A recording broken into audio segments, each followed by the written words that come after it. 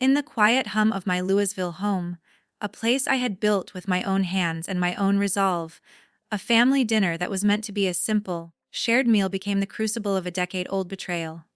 My name is Jolene Harper, I am 36, and by all accounts, I have forged a stable, prosperous life for myself and my 12-year-old son Ethan.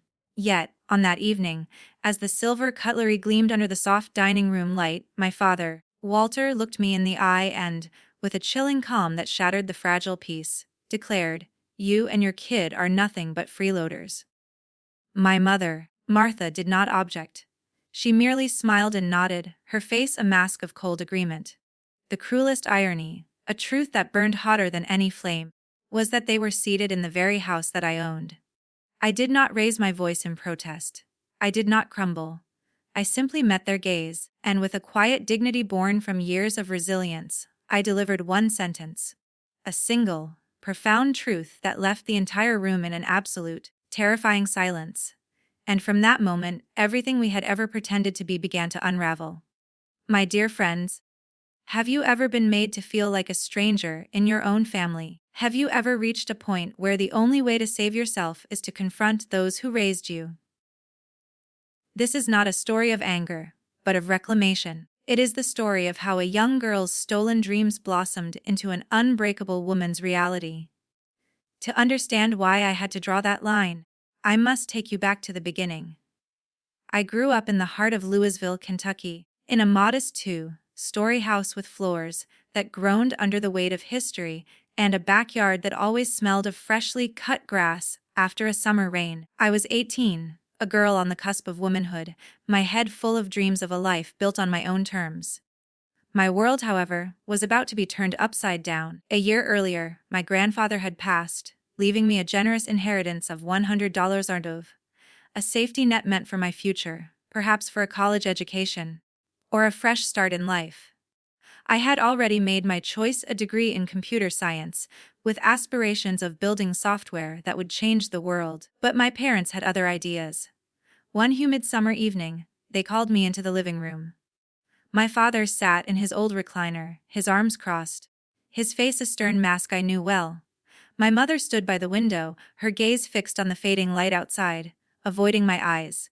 They wasted no time with pleasantries.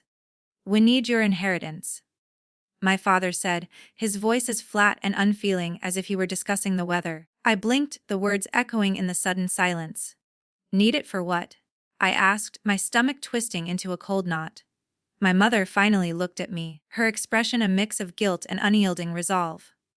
"Your brother, Arthur, has a chance to make it big," she said. "He's starting a construction business with your father, and they need the capital to get it off the ground. It's a sure thing, Jolene. We'll pay you back." Arthur, my older brother, was not there to explain himself. He was always their golden child, 2 years older, charming, and the one on whom they had pinned their every hope and ambition. I was the afterthought, the one expected to fall in line, to make way for the one who mattered. I stood there, clutching the acceptance letter from the University of Louisville's engineering program in my hand. "What about my college?" I asked, my voice a barely audible tremor. My father shrugged, the movement betraying no emotion. "You can get loans, Jolene. This is for the family." My mother nodded, a strained smile on her lips. "Arthur's business will set us all up. You'll see." I felt like the air had been sucked from the room. $100,000. My future, my grand design, was gone, redirected to a pipe dream I had no say in. They didn't ask for my permission. They simply took it, promising to repay me once the business took off. Spoiler alert, it never did.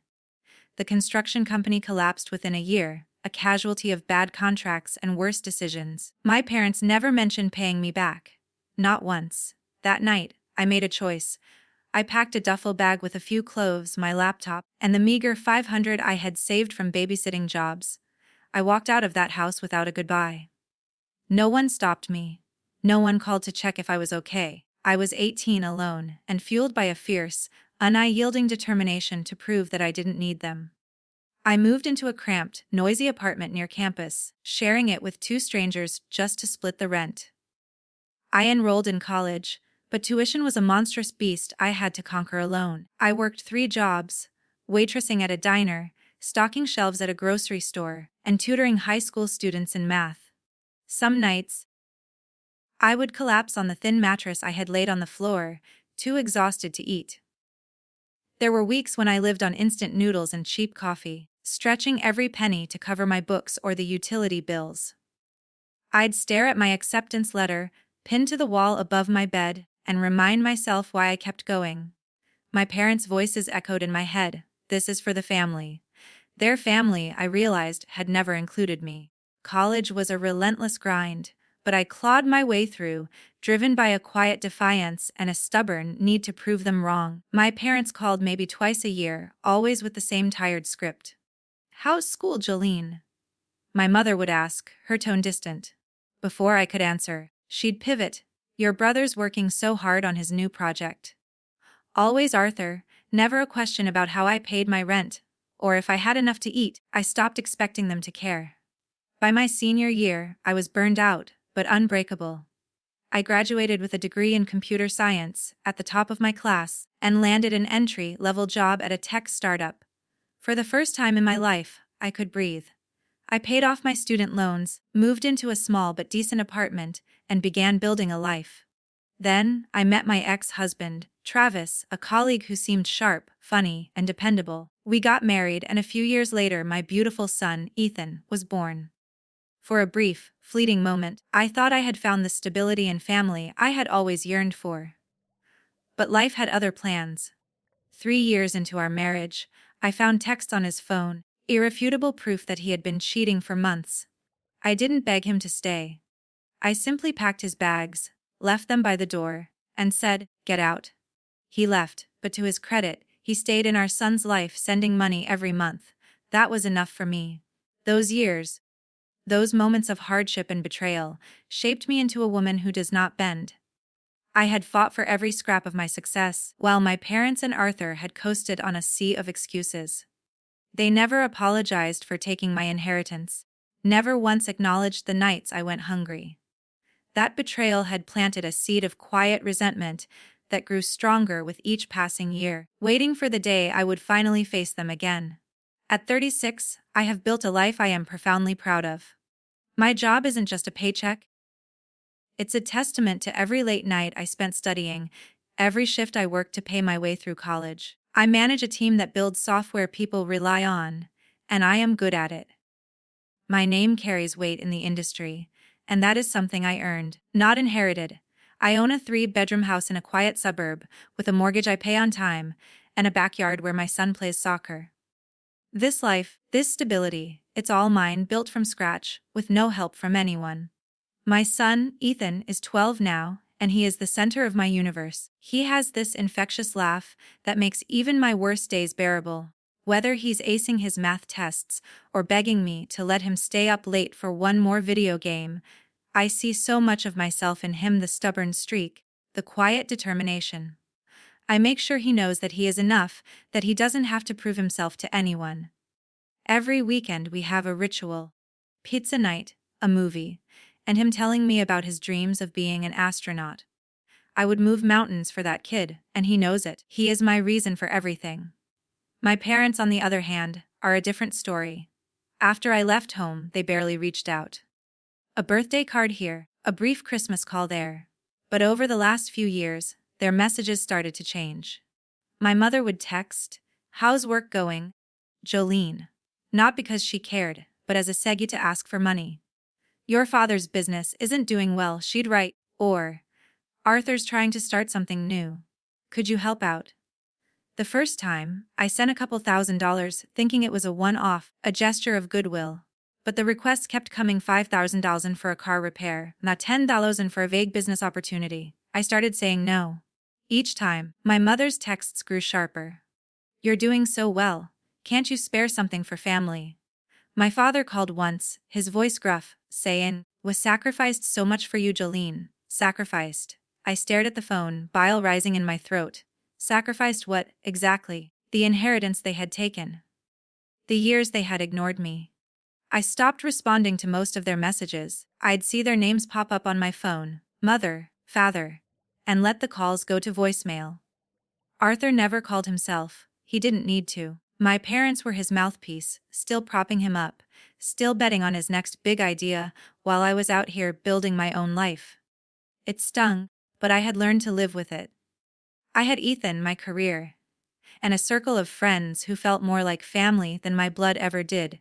One of those friends is Lillian Price, my best friend and financial advisor. She's been my rock since we met at a networking event 5 years ago. Lillian is the one who helped me buy my house, set up Ethan's college fund, and plan for a future where I don't have to worry about money. She is blunt, no nonsense, and always has my back. When I told her about my parents' money requests, she didn't sugarcoat it. "They're using you," she said, her voice firm. "You don't owe them a dime." Her words stuck with me, reinforcing the boundaries I had started to set. I thought I had found my balance work, Ethan, a life I could call my own.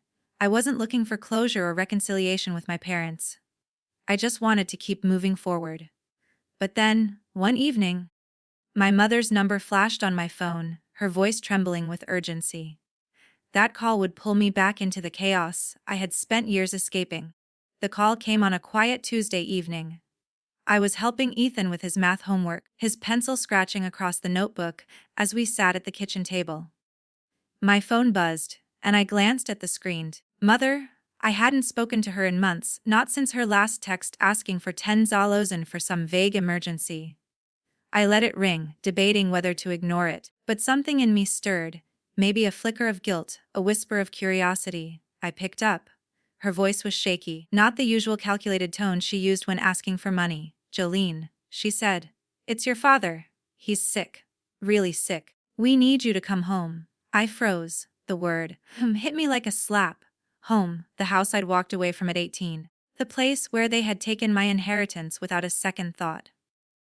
I pressed the phone tighter to my ear, my heart racing. "What's wrong with him?" I asked, keeping my voice steady. She hesitated, then said, "It's his heart. The doctors say he needs surgery, but we're in trouble. The bank is threatening to foreclose on the house. 300 Zalos and earn in debt from your father's latest business venture." Her words were rushed, almost desperate, but I caught the familiar undertone. They needed something from me. I leaned back in my chair, glancing at Ethan, who was watching me with those big, curious eyes. "What do you want me to do about it?" I asked, already knowing the answer. My mother didn't miss a beat. "Come back, Jolene. Talk to the bank. Maybe help us out. You're doing so well, and we're family." There it was, the same tired line she'd used for years. Family. I wanted to laugh, but my throat tightened instead. I told her I'd think about it and hung up, my mind spinning. That night, I couldn't sleep. I sat on my couch, a glass of wine untouched on the coffee table, replaying her words. My father sick, the house at risk, 300,000. It wasn't just about money. It was the weight of everything I'd buried since I left. Part of me wanted to ignore them, to let them deal with their mess. They had never cared about my struggles, so why should I care about theirs? But another part, the part that still remembered my father teaching me to ride a bike, or my mother baking cookies when I was little, nagged at me. What if I didn't go back? Would I regret it when it was too late? I called Lillian the next morning. She answered on the first ring, her voice sharp and practical. "Don't let them guilt trip you," she said when I told her about the call. "They've been bleeding you dry for years. You don't owe them anything." I knew she was right. Lillian always cut through the noise, but I couldn't shake the feeling that I needed to face them. Not for their sake, but for mine. If my father was really sick, I didn't want to live with the what-ifs. I told her I was going back to Louisville, not to save them, but to close a chapter I had left open for too long. I sat Ethan down that evening, explaining I'd be gone for a few days.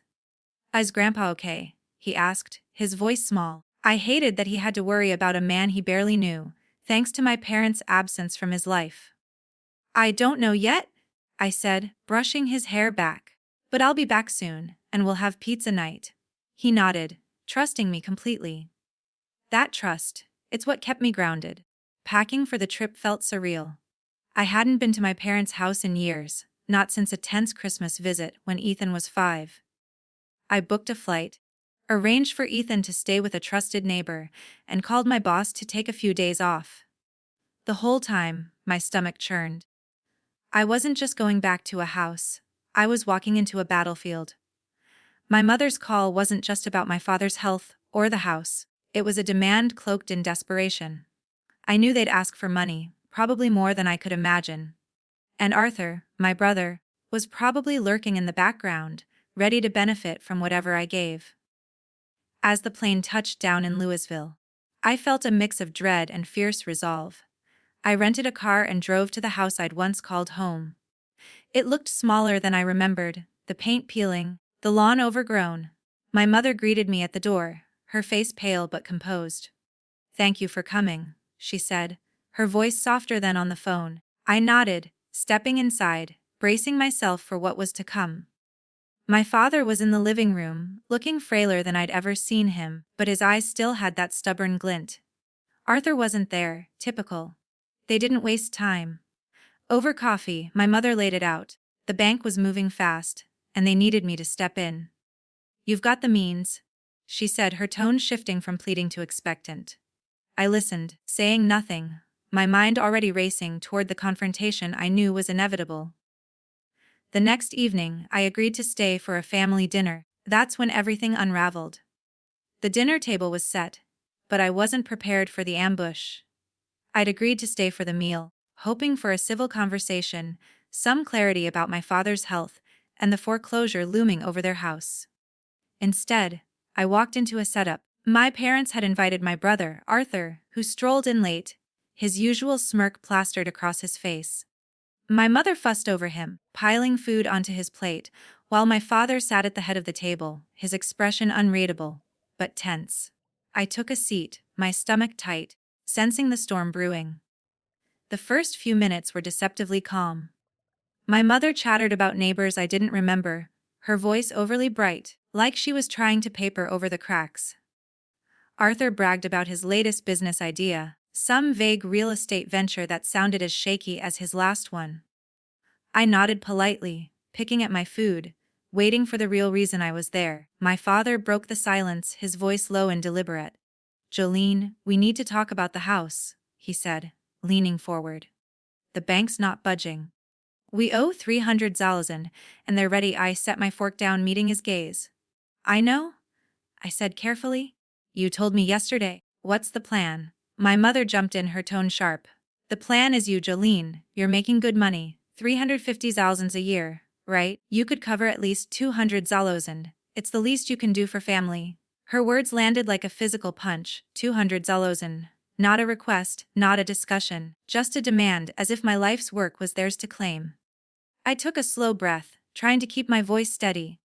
"That's a lot of money," I said. "I have my own responsibilities. My son, my house, my future. Why is this on me?" My father's face hardened, his eyes narrowing. "You've always been selfish," he snapped. "We raised you, gave you everything, and now you're hoarding your money while we lose our home." I stared at him, stunned. Gave me everything. They had taken my inheritance, left me to fend for myself at 18, and now I was the selfish one. Arthur chimed in, his voice dripping with condescension. "Come on, Jolene. Don't play the victim. You're sitting pretty while we're drowning. Step up." I clenched my fists under the table, my blood boiling. They hadn't even asked about Ethan, who was back home safe with a neighbor. They didn't care about my life, my sacrifices, only what I could give them. I was about to respond when my mother leaned forward, her smile cold and calculated. "You and your son are just freeloaders," she said, her voice cutting through the room. "Living off our sacrifices. Acting like you're better than us." The word, freeloaders, hit me like a blade, but it was the mention of Ethan that snapped something inside me. My son, the kid who had never asked for anything but my love, was not their punching bag. I pushed my chair back, standing up, my voice low but firm. "Don't you dare bring my son into this," I said, locking eyes with her. "You've got no right to talk about him or me like that." My father scoffed, his face red. "Show some respect, Jolene. We're your parents." I almost laughed at the irony. Respect, from the people who took everything from me. I turned to Arthur, my eyes blazing. "And you," I said, my voice sharp as a knife. You've coasted on their excuses your whole life, letting them beg for you. Don't tell me how to live. His smirk vanished, but he stayed silent. My mother tried to speak, her voice rising. Jolene, you owe us? We're family. I cut her off, my patience shattered. Family doesn't demand what I've earned. Family doesn't insult my son. You want to call us freeloaders? Fine. I'm done. Then my heart pounded, but my resolve was unbreakable. I looked from my father to my mother, then to Arthur, and made my decision. I'm through letting you walk over me? I said, each word deliberate and firm. I'll take charge of this. For me and Ethan, not for you. My mother laughed, her tone dripping with scorn. Take charge. You've always been a dreamer, Jolene. You'll never outdo us. I held her gaze unflinching. Keep talking. You'll see. The room fell silent, their faces a mix of shock and contempt. My father slammed his hand on the table, his voice a growl. You think you're better than us. You're nothing without this family. I didn't flinch. I had spent years building my life, and their words couldn't touch me anymore. I walked out of the dining room, my hands steady, my mind racing with a plan. I called Lillian that night, her voice a lifeline. You're really done with them, she asked, her tone a mix of worry and pride. I have to be, I said. For Ethan. For me. She didn't argue, just promised to help. I knew the fight was far from over. I thought the worst was over, but my mother had other plans. 2 days after the dinner, my phone started buzzing with notifications. Friends, co-workers, even Ethan's soccer coach sent me messages. Have you seen this? I opened TikTok, and there it was. A video from my mother's account. Her face was tear-streaked, her voice trembling with rehearsed emotion. My daughter abandoned us, she said, clutching a tissue. She's got all this money, but won't help her own family save our home. She's turned her back on us. On her own blood? The caption read, Ungrateful daughter leaves parents to lose everything. It had thousands of views, hundreds of comments calling me heartless, selfish, a disgrace. My stomach churned. Martha had taken our private fight public, twisting the truth to paint me as the villain.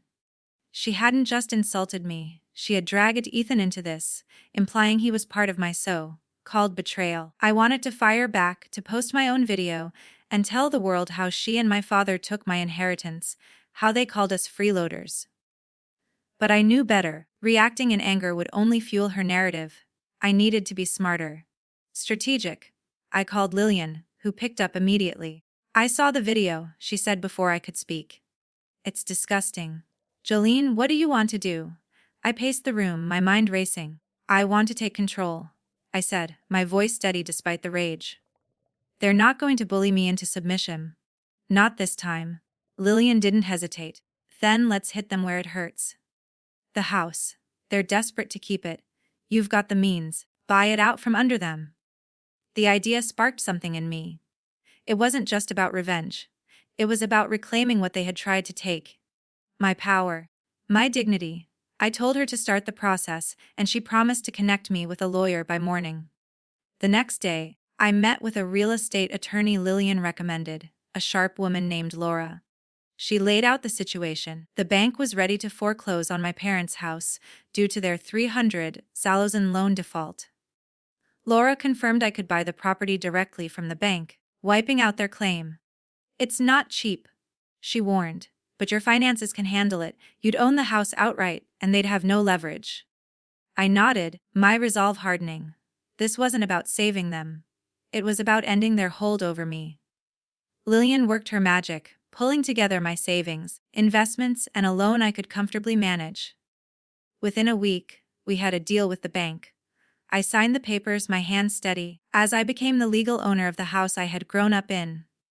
It felt surreal, like closing a wound I had carried for years. But I wasn't done. I had Laura draft a contract my parents could stay in the house, but only if they agreed to repay the $300,000 over 5 years, with interest. If they missed a single payment, they would be out. It was a lifeline, but one with strings. My strings. I didn't tell them right away. I wanted the news to land with weight. Instead, I had Laura send an official notice to my parents and Arthur, outlining the new reality. I owned the house, and they were tenants bound by my terms. The notice also included a cease and desist letter, demanding my mother take down the TikTok video and stop spreading lies. Defamation has consequences.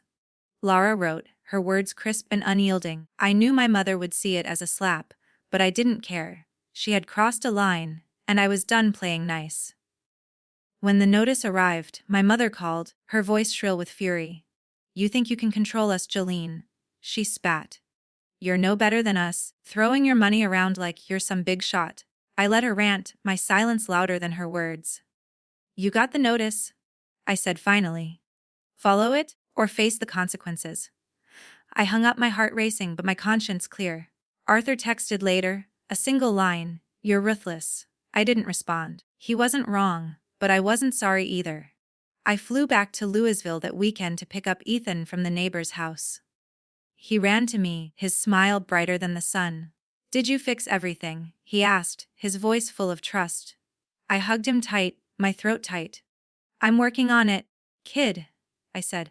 I didn't tell him about the house or the video. Not yet. He didn't need to carry that weight. But I knew this fight was far from over. My mother's silence after the call felt too calculated, like she was planning her next move. I sat with Lillian that evening, going over the paperwork. You're playing a dangerous game, she said, her tone half warning, half admiration. They're not going to take this lying down. I nodded, staring at the contract in my hands. I had taken a stand, but I was ready for whatever came next. My mother's silence didn't last long. A week after the legal notice arrived, I got a call from Laura, my attorney. They're refusing to sign the contract, she said, her voice calm but firm. Your parents claim they don't owe you anything, and they're demanding to stay in the house. I wasn't surprised. Martha and Walter had spent their lives dodging accountability, always twisting the narrative to suit them. But this time, I held the cards. I owned the house now, every square foot of it, and their refusal only sealed their fate. I told Laura to move forward with eviction proceedings. No more chances, I said, my voice steady. They made their choice. The eviction process wasn't quick, but it was thorough. Laura filed the necessary paperwork, and a court date was set. My parents fought back, of course. My mother sent me a flurry of texts, each one sharper than the last. You're tearing this family apart, she wrote. How can you do this to your own blood? I didn't respond. Her words stung, but they didn't sway me. She had called Ethan a freeloader, smeared me on TikTok, and expected me to bankroll their mistakes. My father's messages were colder, more direct. You'll regret this, Jolene. I saved every text, every voicemail, handing them over to Laura as evidence of their hostility. Arthur stayed quiet for the most part, but I knew he was in the background, egging them on. He had always been their golden child, the one they propped up while dismissing me. When Laura served the eviction notice in person, she told me Arthur was there, his face pale, but his mouth shut. He didn't dare confront me directly, not after I had called him out at the dinner. The notice gave them 30 days to vacate. If they didn't, the sheriff would step in. I didn't want it to come to that, but I was prepared. I had spent too long letting them walk all over me, and I wasn't bending now. By the end of the month, they were gone. Laura confirmed they had moved out, leaving the house in disarray. Boxes half packed, furniture shoved against walls as if they had left in a huff. I flew back to Louisville to inspect the property. Walking through the rooms felt strange, like stepping into a memory I didn't want to relive. The kitchen where my mother once baked cookies was now cluttered with unwashed dishes. My old bedroom, where I had dreamed of a future beyond their reach, had been turned into storage for Arthur's failed ventures. I didn't linger. I hired a cleaning crew and put the house up for rent. The income would cover the loan I had taken to buy it, and anything left would go to Ethan's college fund. I learned later that my parents had rented it a small apartment on the edge of town. My father's health was still fragile, but he was managing. According to a mutual acquaintance, they had found part-time jobs. My mother at a grocery store, my father doing bookkeeping for a local business. For the first time in years, they were forced to stand on their own. Arthur, unsurprisingly, had moved in with them, still chasing his next big idea. I didn't care to know the details. Their lives were no longer my burden. Cutting them off was harder than I expected. Not because I wanted their approval. I had given up on that years ago.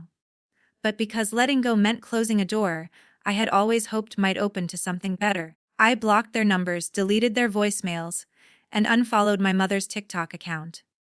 The video she had posted was gone, taken down after Laura's cease and desist letter, but the comments lingered in my mind. Strangers had called me cruel, a bad daughter, without knowing the years of betrayal behind it. I had to remind myself their opinions didn't matter. I knew my truth, and that was enough. Ethan became my anchor. When I got back home, he was waiting with a drawing he had made a rocket ship soaring past the moon, his dream of being an astronaut in every line. "For you, Mom," he said, his grin wide. I hugged him, my heart full. Every choice I had made, the house, the fight, the eviction, was for him. To show him what it means to stand up for yourself. We spent that weekend planting flowers in our backyard, something we had been talking about for months. As we dug in the dirt, Ethan asked about his grandparents. "Are they mad at us?" he said, his voice small. I paused, choosing my words carefully. "They're mad at themselves," I said. "But we're okay, you and me. We've got each other." He nodded, satisfied, and went back to planting. That moment, his trust in me, was worth more than any apology I would ever get. Lillian was there through it all, checking in with her usual blunt advice. "You're free now," she said one evening over coffee. "They can't touch you anymore." She was right, but freedom came with a weight. I had spent so long defining myself against my parents' failures, their demands, their betrayal. Now, I had to figure out who I was without that fight. I threw myself into work, taking on new projects, mentoring younger colleagues. I wanted Ethan to see a mother who wasn't just surviving, but thriving. My team at Tech Solutions Inc. noticed the change. My focus was sharper, my confidence unshaken. I wasn't just a product manager anymore. I was a woman who had taken back her life. I thought about Travis, my ex-husband, a few times during those months. He had stayed out of the drama, true to his hands-off approach. When he called to check on Ethan, I kept it civil. "You're doing good, Jolene," he said once, his voice softer than usual. I didn't need his validation, but it felt like a small acknowledgement of how far I had come. Ethan deserved a father who showed up, even if it was just through phone calls and birthday cards. I made sure those lines stayed open for his sake. Looking back, the lesson wasn't about winning or losing. It wasn't about the house, the money, or even the pain they had caused. It was about respect, something my parents never understood. Family isn't just blood. It's the people who see you, who lift you up, who fight for you as much as you fight for them. My parents and Arthur chose themselves every time. I chose Ethan, Lillian, the life I had built from nothing. That's what family means to me now. I still drive by the old house sometimes when I'm in that part of town. It's rented out to a young couple now, their kids' bikes scattered on the lawn. It's just a house, not a home, not for me. Not anymore. Ethan's laughter fills my house. Our house. With a warmth I never knew growing up. I don't know if my parents ever learned their lesson, and I don't need to. I know mine. My dearest friends, have you ever felt the weight of a family's expectations? Have you ever had to choose between being loyal to your past or being true to your future? This is a testament to the fact that you do not owe anyone your happiness, your security, or your peace. Your worth is not defined by the money you have, the house you own, or the approval you seek. It is defined by the integrity with which you live your life. If this story of self-worth and triumph resonates with you, I implore you to share your own journey in the comments below. Have you ever faced a moment of reckoning? How did you claim your power back? Your stories are a beacon for us all, a testament to the resilience of the human spirit. And if you wish to follow more stories of finding strength and purpose, please do us the kindness of subscribing and hitting that notification bell. Your support allows us to continue sharing these powerful lessons with the world.